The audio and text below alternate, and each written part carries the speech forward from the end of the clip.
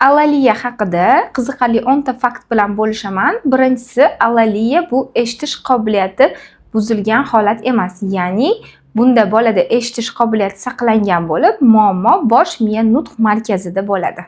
Ikkinchisi, bola gapirmasa ham ko'p narsani tushunishi mumkin. Ayniqsa motor alalik bolalarda kattalar nutqini tushunish kuzatiladi, lekin ifodalash kuzatilmaydi. Uchinchisi, alaliya bu shunchaki kech gapirish emas, balki maxsus logopedik va kompleks yondashuvni talab qiladigan nutq buzilishidir. To'rtinchisi, alaliyaning asosiy ikkita turi mavjud. Motor alaliya, bunda bolada nutq ishlab chiqarish buzilsa.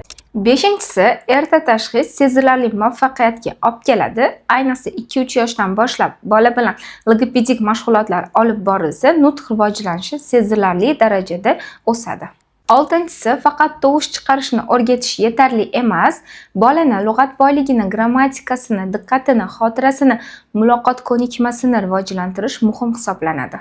Yettinchisi, ota-onaning ishtiroki muhim hisoblanadi. Uyda ota-ona farzandi bilan muntazam ravishda mashqlar, muloqot qilishi logopedik mashg'ulotlarning samaradorligini yana ham oshiradi. Sakkizinchisi, alaliya bu intellekt pastligini anglatmaydi, balki bolani intellekti normada bo'lib, u intellektidagi bilimlarini nutq orqali namoyon qilishi qiyinlashadi. To'qqizinchisi, nutq rivojlanishi bosqichma-bosqich tiklanadi.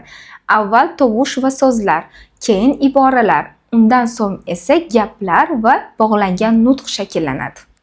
10-si, to'g'ri va muntazam reabilitatsiya katta samarali natijaga olib keladi. Bunda logopedik mashg'ulotlar, nevrolog nazorati va ota-onaning qo'llab-quvvatlashi juda ham muhim hisoblanadi.